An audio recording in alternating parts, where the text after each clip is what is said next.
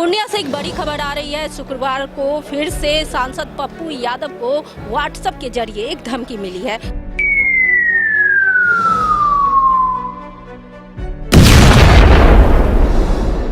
हमको किसी पर दोषारोप नहीं करना, उनको अच्छा लगे। हम परिवार को कोई देखे नहीं, परिवार के बारे में बोलेगा तो फिर अनर्थ होगा। कि उनके मित्र के द्वारा जो है लैंड क्रूजर जो गाड़ी है वो गिफ्ट की गई है। और कौन धमकी, काहे का धमकी, कौन किससे डरता है? सच बोलने के अलावा मेरे पास कोई रास्ता है?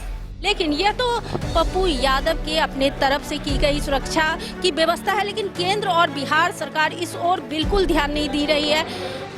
ना कभी डर है, ना कभी नफरत की बात करते हैं, ना कभी मरने की चिंता करते हैं।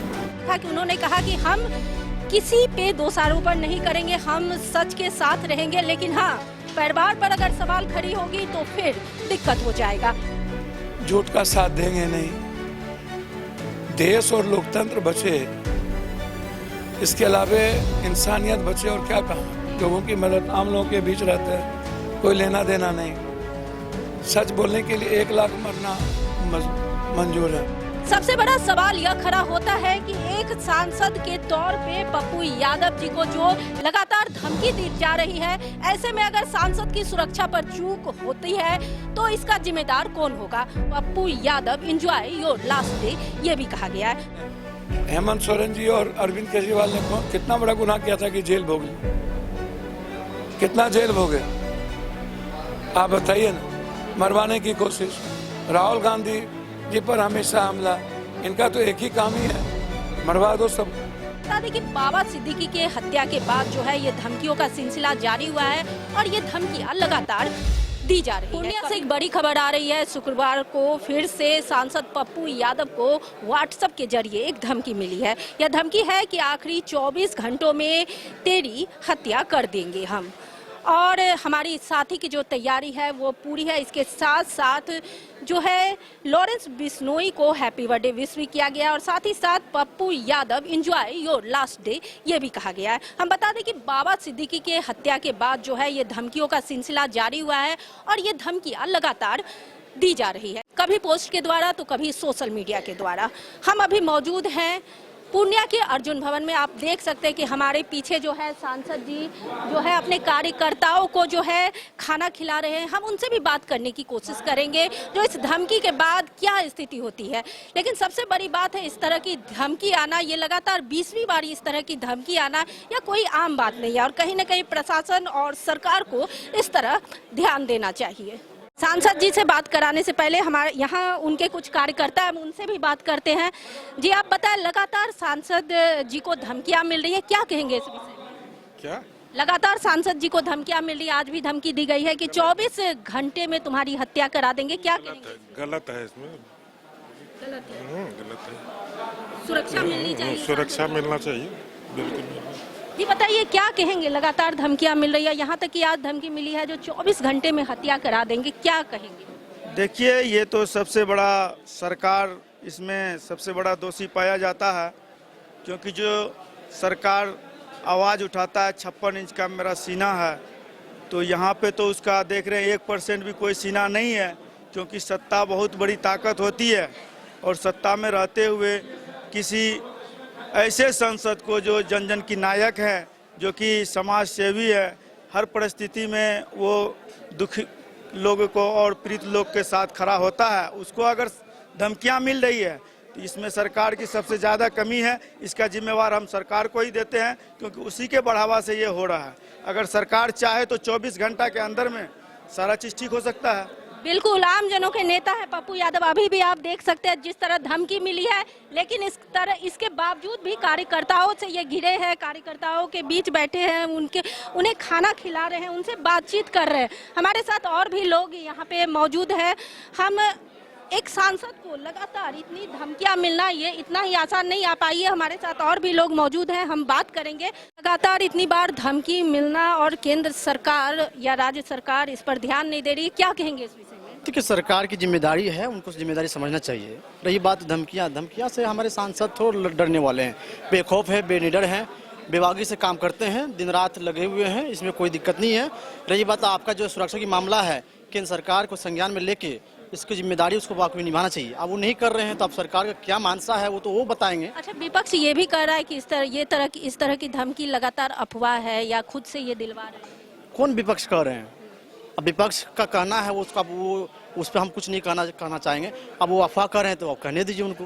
लेकिन सुरक्षा मिलनी चाहिए। हाँ, मिलनी चाहिए, बिल्कुल मिलनी चाहिए। जो हमेशा 24 घंटा जनता के साथ रहते हैं, लोगों की सेवा करते हैं, उनको सुरक्षा के दृष्टिकोण से सुरक्षा केंद्र सरकार देना ही चाहिए। हर हाल में, हर परिस्थिति में देना चाहिए। सरकार संज्ञान नहीं ले रही है, ये बहुत बड़ी कमी है सरकार की। वैसे सांसद पप्पू यादव के विषय में बता दें कि अभी हम लोग अर्जुन भवन में मौजूद है और अर्जुन भवन में जैसा कि जो है सुरक्षा का एक व्यवस्था खुद अपने तौर पे सांसद जी ने किया है। यहाँ तक कि उनके मित्र के द्वारा जो है लैंड क्रूजर जो गाड़ी है वो गिफ्ट की गई है और जहाँ तक कि इसकी खासियत है कि ये काफ़ी सुरक्षित होता है, जो वो किसी भी तरह के जो है बाहरी खतरे को झेलने में सक्षम होता है। लेकिन यह तो पप्पू यादव के अपने तरफ से की गई सुरक्षा की व्यवस्था है, लेकिन केंद्र और बिहार सरकार इस और बिल्कुल ध्यान नहीं दी रही है। इससे पहले भी जो है यहाँ पे महेश पांडे नामक युवक जो है पकड़ा गया था और धमकी देने के मामले में महेश पांडे नामक युवक को पुलिस ने गिरफ्तार किया था, लेकिन उससे भी पुलिस को कोई जानकारी नहीं मिली। बड़ा सवाल यह भी है जो पूर्णिया प्रशासन भी आज तक इस मामले में किसी तरह का जो है निष्कर्ष पे नहीं आ पाई। हम बात करने जा रहे हैं पप्पू यादव, सांसद पप्पू यादव से हम बात करेंगे और देखेंगे कि क्या कुछ वो कर रहे हैं। इस 24 घंटे की जो धमकी आई है, 24 घंटे में जो सांसद जी के हत्या करने की धमकी आई है, इसके बाद क्या माहौल है और क्या कुछ वो कहना चाहेंगे। अभी हमारे साथ मौजूद है पूर्णिया सांसद पप्पू यादव जी और हम इनसे बात करेंगे। सर, बताया जाए, अभी लगातार जो धमकियों का सिलसिला है वो जारी है और अभी जो धमकी दी गई है वो यह है कि 24 घंटे में आपकी हत्या करवा। कौन धमकी, काहे का धमकी, कौन किससे डरता है? सच बोलने के अलावा मेरे पास कोई रास्ता है? झूठ का साथ देंगे नहीं। देश और लोकतंत्र बचे, इसके अलावा इंसानियत बचे और क्या काम है? लोगों की मदद आम लोगों के बीच रहता है, कोई लेना देना नहीं। सच बोलने के लिए 1 लाख मरना मंजूर है हमें। जो है हम तो काम कर ही रहे हैं झारखंड में, हर जगह। 24 घंटा में को मारे चाहे 1 घंटा में मारे, फोन करके बोलता है 2 अभी बच गए तो भैया तो बच गए ना, ऐसे ही बचते रहेंगे, इंसान का काम करते रहेंगे। इसलिए ना कभी डर है, ना कभी नफरत की बात करते हैं, ना कभी मरने की चिंता करते हैं। लगातार एक सांसद को इतनी बार धमकी मिल रही है, लेकिन केंद्र सरकार और ये काम मेरा नहीं है, ये काम उनकी है। उनको जिनको मदद करना हो, जो झूठ की खेती करते हैं, नफरत पैदा करते हैं, मणिपुर को जो जलाते हैं, जो समाज जलाता है, जो खुदो इंडिया चलाता है, जो बांटता है, उन लोगों के लिए सुरक्षा है।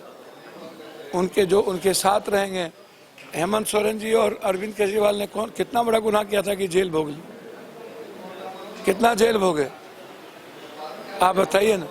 मरवाने की कोशिश, राहुल गांधी जी पर हमेशा हमला, इनका तो एक ही काम ही है, मरवा दो सब, बस एक ही रहेंगे। ये पूरा विपक्ष को खत्म कर दे, विपक्ष को बिठा दो, खत्म कर दो, जेल में ठूस दो, जीने नहीं दो।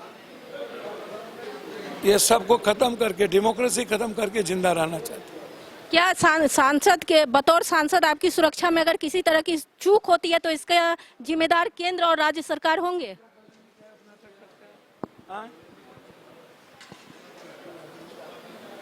बतौर की चूक होती है तो आपकी कोई लेना देना नहीं, कोई दोष उतार नहीं है, कोई मतलब नहीं है। हमको किसी पर दोषारोपण नहीं करना है। उनको अच्छा लगे, हाँ, परिवार को कोई देखे नहीं, परिवार के बारे में बोलेगा तो फिर अनर्थ होगा। तो हमारे साथ अभी मौजूद थे सांसद पप्पू यादव जी और आपने देखा कि उन्होंने कहा कि हम किसी पे दोषारोपण नहीं करेंगे, हम सच के साथ रहेंगे, लेकिन हाँ, परिवार पर अगर सवाल खड़ी होगी तो फिर दिक्कत हो जाएगा। लेकिन इन सब के बीच सबसे बड़ा सवाल यह खड़ा होता है कि एक सांसद के तौर पे पप्पू यादव जी को जो लगातार धमकी दी जा रही है, ऐसे में अगर सांसद की सुरक्षा पर चूक होती है तो इसका जिम्मेदार कौन होगा? केंद्र सरकार या राज्य सरकार? हम आपके सामने यह सवाल छोड़ते जा रहे हैं। आप बने रहे आवाज 24 न्यूज के साथ। नमस्कार, मैं पूजा मिश्रा।